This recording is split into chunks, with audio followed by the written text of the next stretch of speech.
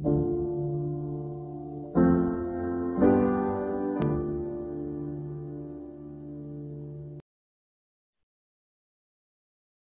everyone, and welcome to another episode of the Compelling Conversations podcast. Tonight's guest is AbdulRhman. He's an amazing young man. I met him in Dallas, but we connected on a deeper level in Austin. AbdulRhman, thank you so much for being here, man. Of course, it's my pleasure to be here. Yeah, where are you joining us from? I'm joining in from Lubbock, Texas. Probably many of you don't know where this is. It's 5 hours west of Dallas. Yeah, far out. Appreciate you being here. Of course, it was a long trip, but yeah, for sure. I wanted to mention that in Austin, we had a really cool conversation, and I remember that you had on this necklace, and right. I was joking, but I said it seriously. I was like, "Hey, man, can I have your necklace?" And without a doubt, you just took it off and you gave it to me, and you're like, "Yeah, it's all yours, man." And I was joking, but you gave it to me seriously. And I was very impressed. And I was like, here, man, I'm just joking. But that really impressed me. Where does that come from, do you think? It comes from Islam, of course. I like to follow this hadith that a believer is a true believer when he wants for his brother what he wants for himself. So I wanted that necklace, but I also wanted it for you as well. Wow. So beautiful. You're my brother. I really like that. Yeah. There's just a cool little story I wanted to mention. Oh, yeah. Brings back memories. Yeah, for sure. Everyone's chasing something. What do you think you're chasing? Me, of course, I'm chasing the heaven, of course. Also chasing the financial, mental stability in this world, of course. Because of course, Islam teaches you to always shoot for the akhirah, the heaven. But you can also have some focus on this world because you want to be successful here and the after. So I want to be, I'm shooting right now for med school, inshallah. And hopefully maybe a family in a few years. Wow, that's cool. And I wish you well with that. Thank you. And what about you? What are you shooting for?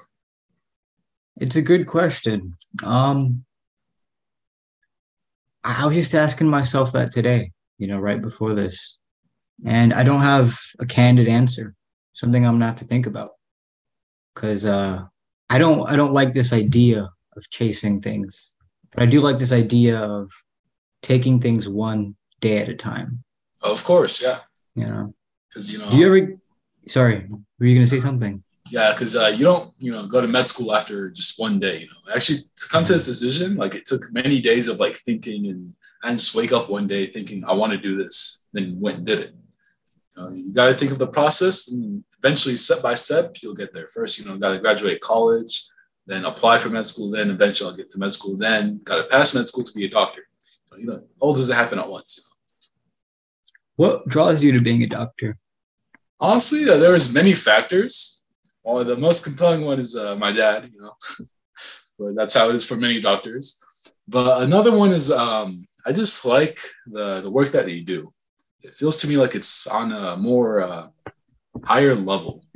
To put that into perspective, I used to work at fast food restaurants like Papa John's and Chick-fil-A, but now I currently work at CVS Pharmacy. And honestly, to me, it feels like the same work. Like I'm slinging pills, passing out burgers. It's the same thing.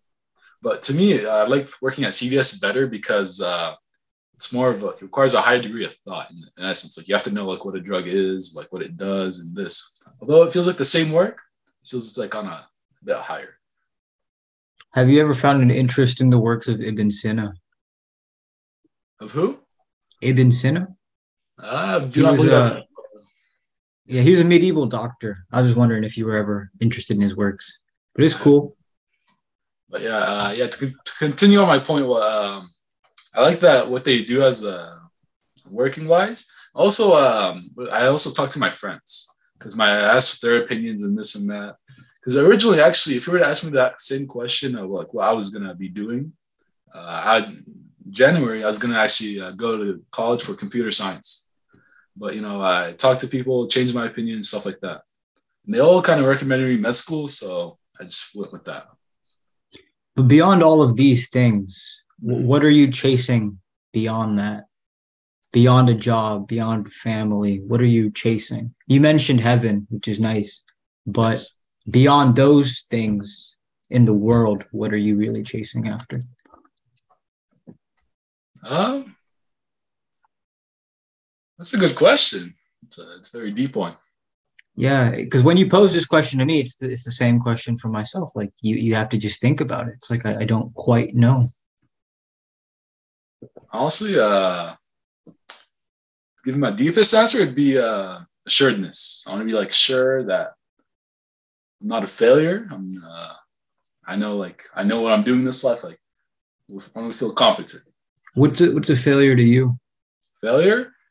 I mean, by this world's standards, someone that has no job, no life, just maybe like a work slave or something, or just someone that doesn't really think about their life and like doesn't do anything with their life. That they feel like they have no purpose and they contribute nothing and they receive nothing. Mm, I feel like a successful person, is the exact opposite. They contribute to society, to themselves, and to everyone around. I So like they like that. to feel wanted, I guess. On this journey that you've had so far, do you ever get tired? Always.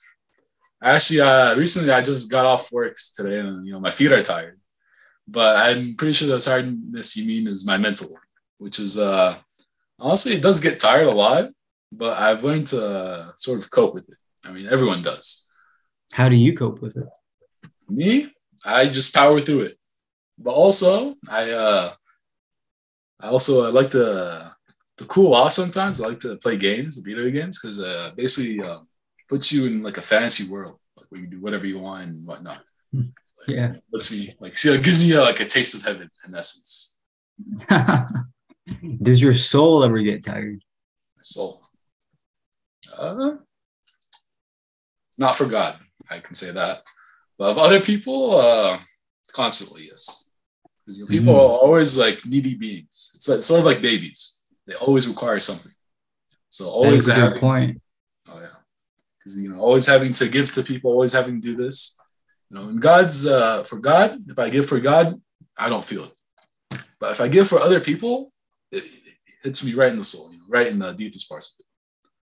Because God is Wow. the one that gave me the soul, so it only feels obligatory that I have to give back no matter what. And I can't feel tired because if I feel tired, it feels like I'm betraying God in a way. Like, oh, you made me, but I don't feel like doing what you want me to. That's Yeah. it just doesn't feel Yeah. right for me. That's interesting that you mentioned that. I went to Turkey some years ago, and my bus driver, he was a really cool guy. He spoke no English, he spoke only Turkish, and I spoke Turkish. So me and him, we got along. And this one morning, I kind of, saw him in the hotel lobby, and I kind of stretched and yawned. And he's like, "Hey, how's it going?" And I'm like, I'm tired." And he says to me, "Yok, sen yorgun değilsin, sen gençsin," which means you're young. You're not tired, you're young. He's like, "I'm tired. I'm the one who's driving this bus all around the country. I'm old. I'm tired." And that really struck me. And what you just said there right now, like if you feel like you're tired, you feel like you're betraying God.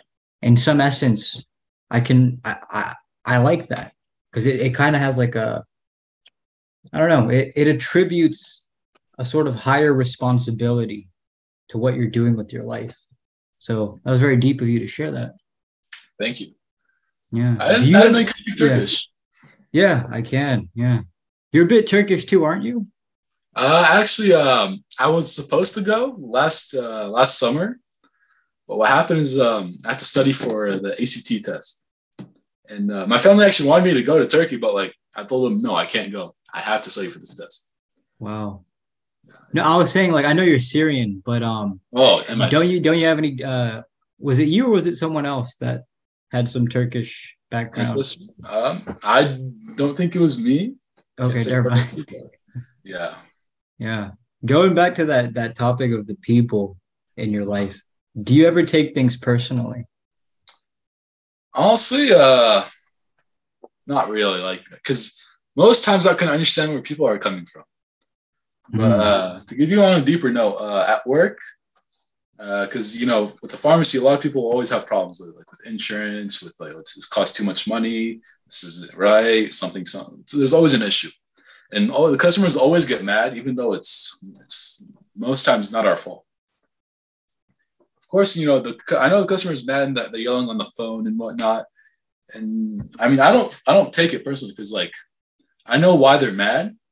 I know I wouldn't do that. I wouldn't yell at someone even if it was their fault.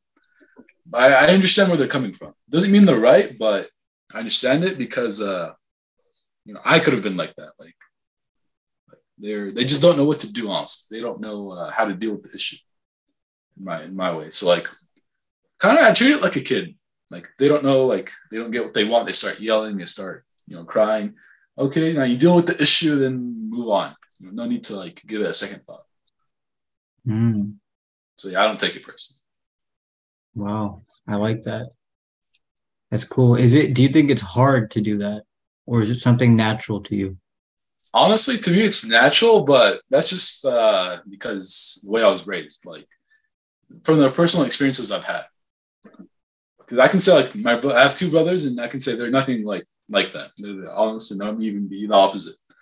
But it's just it comes natural to me because like I've had experiences and like to deal with stuff like this and that.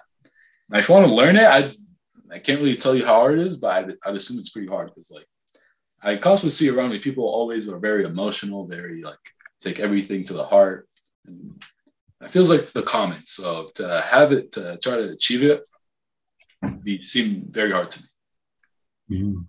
Unless you have like the right mindset. Do you think mistakes define a person? No, not really.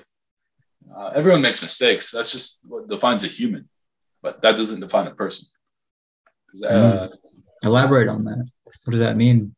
So, as God said in the Holy Quran, humans were born in sin. Or actually, I don't want to misquote that. But basically, humans aren't perfect. Yeah, because I don't have it memorized, sadly. But Yeah. No, that's it's humans cool. make mistakes. Yeah. So we're not. There's no way we can be perfect. There's no way that we're not going to make mistakes. Because if you don't make mistakes, you're not human. You're an angel. And yeah, I like I don't that. remember meeting angels. Like no, but everyone messes up. Like for example, back when I used to work at Papa John's, I used to make pizzas all the time, and sometimes when I was first starting, I'd we were stretching out the dough for the pizza, making the base, and I'd rip the dough, because I didn't know how to do it. It was my first time and whatnot, and. But the person, one of the trainers came over and, told me, it's fine. What you do is you just patch it up. You just fix it, and then you serve it to the customer, The customer can't tell if it was ever ripped or not, Because once you fix a mistake, it shows you who you truly are. Now, if you left the mistake, if you left the hole, the pizza would have been ruined. So it's not the mistakes that define a person. It's how and if they fix it. that was an amazing example. Pizza dough. Wow. Wow. And the way you connected that was brilliant. Interesting. Thank you. The customer never would have known about that pizza. Yeah. That's wild. I have to think about that one. That's a deep example right there. Damn. What are you most passionate about besides medicine and faith? Because it seems like you have an eclectic background with all these jobs you've been working. To be honest, I'm not really passionate about medicine. To me, it's just a job. Like if I were to go to computer science, to engineering, to whatever, it's whatever to me. Like just do the job, get the money, and go home and do what you want. Faith, I am, however, very passionate. What else I'm passionate about is gaming. I'm a very avid gamer. I like to always stay up to date with the current technology and games. Is there a particular game that has shaped you more than the others? Yes, honestly. This game is it's a very popular game, especially in Korea, but it's called League of Legends. You might have heard of it. But this game, it was offered as a class in high school, in my high school. Oh, so wow. yeah, I just took it, get to play games in school, and get to joke around. That class actually taught me more than what any other classes ever taught me, like in school. Because in this class, I learned how to deal with a variety of people. Because when you're playing League of Legends, especially when you know the people you're playing with, because this is basically it's a team game. So you have to know your team to play well as a team. And it brought a whole new meaning to like, you might not like someone, but you have to like work with them. Because like, I never really thought about that statement until like I had to actually experience it. Because playing with these other people that I have to achieve the same goal, these people, they don't have the same ambition as me. They don't have the same skill set. They don't have the same mentality. It kind of like, we didn't really fit because, it just didn't work. So you have to learn how to like change part of you, convince them, do this, like compromise and all that to achieve the same goal. So it taught me a lot about like not skill building. It taught me about relationship building, people management. Honestly, these are very important skills in the workforce because school doesn't like teach you any of this stuff. It only teaches you like how to do math and whatnot. Of course, I do think school is essential, but my favorite class would be that League of Legends class. Wow. So the people that you didn't, exactly like, how did you figure out how to work with them? Because I like the little thing you mentioned about a team. So this might be very cliche, but it's just build them up. Literally, because You say that again? It might be cliche. What? To say this, but just build them up. Like, Build them up. Don't knock them down. Build them up. Because there's actually two people specifically I did not get along with, and one of them I tried both methods. I tried one of them was staying neutral. The other one was being positive. The one that I stayed neutral with, it didn't really stay neutral. It actually went negative because going to another class, which was called Money Matters, which was basically like financial handling. My teacher, they taught me this one very important lesson, which is your money either goes up or goes down. It never stays stagnant. So I like to apply that lesson to like other areas of life. So basically with that relationship, with the one that stayed neutral, it wasn't being positive, it wasn't getting better. So it was automatically going down. Oh, That stays true. And for the one that I stayed positive with, we became almost close friends. So, and we started doing better as a team because when we started, we were very bad, very like we couldn't coordinate, we couldn't do anything. But as soon as we built each other up, we had that communication, we understood each other. So once you build someone up, it builds you up as well. So that's what I have to say. I really like that. Do you think it's ever possible if you build someone up and then they topple you? Betrayal. Betrayal. Honestly, I can't say I have experienced it before, but not. So one time, one of my buddies, we had some homework.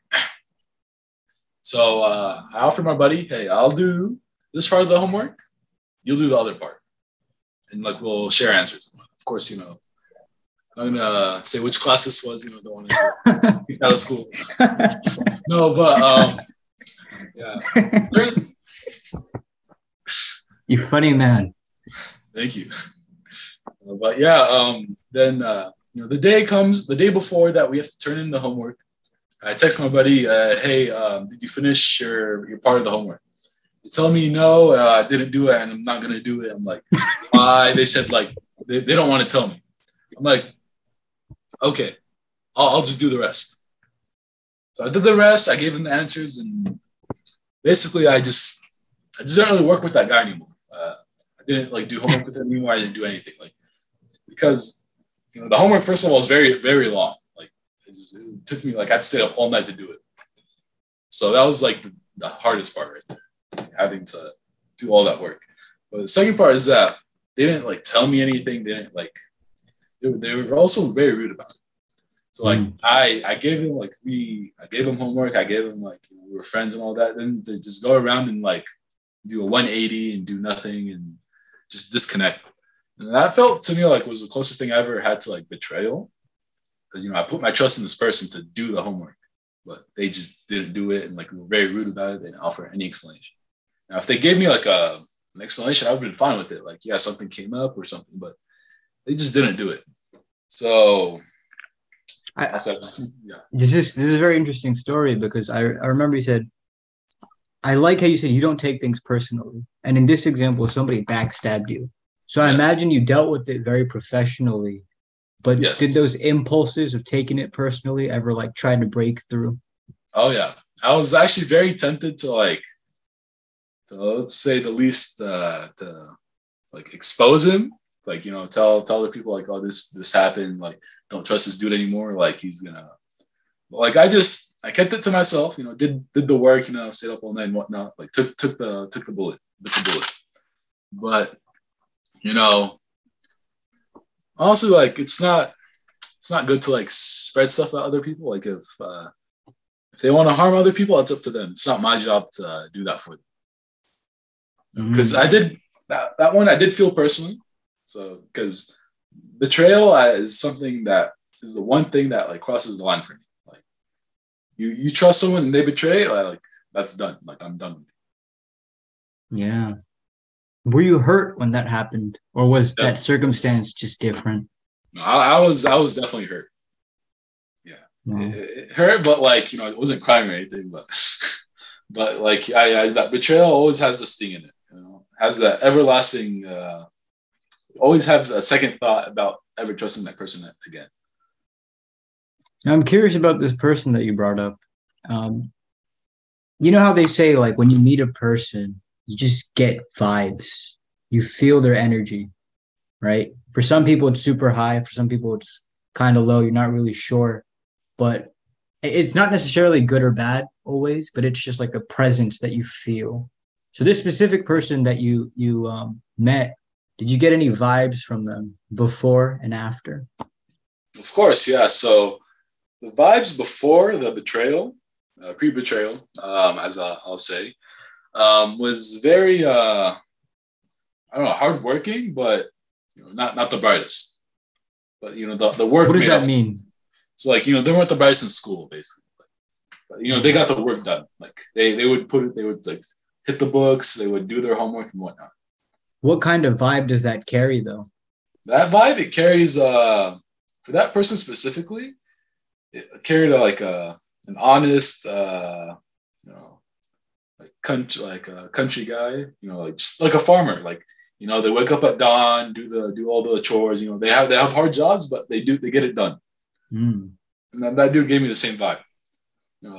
Post betrayal, however, gave me a very lazy, very doesn't care about anything other than themselves, and yeah, like it was that one moment, that one action, like changed my whole view of them. That's very interesting. Wow. There's something that Robert Greene once mentioned that I remember reading, and I thought it was profound. It was something along the lines of, there are some people in the world who they like hope to keep certain posts or positions based on charisma instead of hard work. The guy that you mentioned, would you say it was something similar, or this thing that I mentioned, you've seen somewhere else? Honestly, that guy, I'd say he's similar to that, because he didn't base his his relationships off like, oh, okay, I'll do this for you, do this for me, and whatnot. Based it off just like, just hanging out with people, becoming their friends, not having any basis for like their friendship other than just hanging out. Like there was no work done. There was no bond built. Wow. That's interesting that you mentioned this. I'm glad you mentioned this story, because betrayal, it's a serious thing. Oh yeah. It's like a really serious thing. Wow. Do you like, out in Lubbock, do you like the vibes of that place? I've never been, so I don't know what it's like. I mean, you're not missing out. I can say that.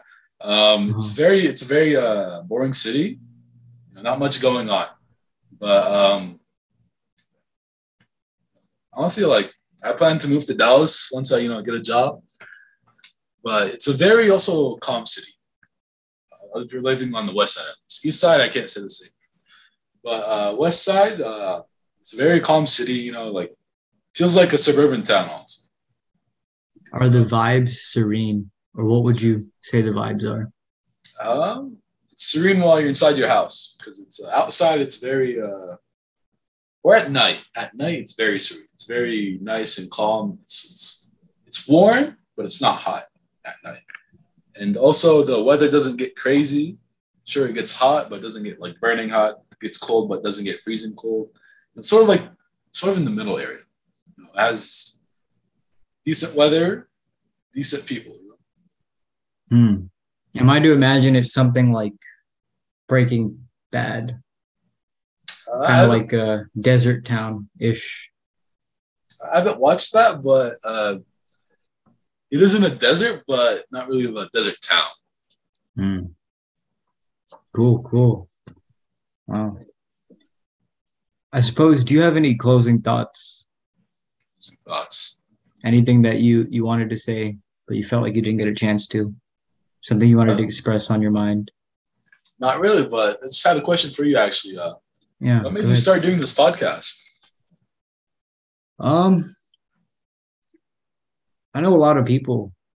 I know a lot of people in a lot of different places, not only in Houston, but outside, and not only in Texas outside, and not only in the US, but outside, and I I like that, but a lot of those people, it's just you kind of meet them for like yourself, right? Me and you, we had such a cool connection, but it didn't last for more than a day, 2 days, Yeah. and that's about it. But it's like, wow, that guy was so cool. What if I could like have a real conversation with him and have like a place for that, and be like, oh, well, this was this guy. We had this cool conversation, and in some essence, this is our testament to our time in reality. So something along those lines. Just wanting to get to know people better. That's Um, such a cool reason. Oh my god. yeah, I hope so, man. The foundation, it has to be on sincerity. Oh And yeah. if it's not sincere, then there's no purpose behind it. It also has to be on passion. If there's no passion, it's dead. Yeah, I suppose that's fair game to say. Yeah, That's honestly like such a cool idea to me. Like, gosh, yeah. Well, thank you. I appreciate you being here, man. I appreciate you being one of the first few guests. it was my pleasure being here. Yeah. All right. Well, good talking to you, my friend. You take care. You stay safe. Yeah. You too. Assalamu alaikum. Walaikum salam.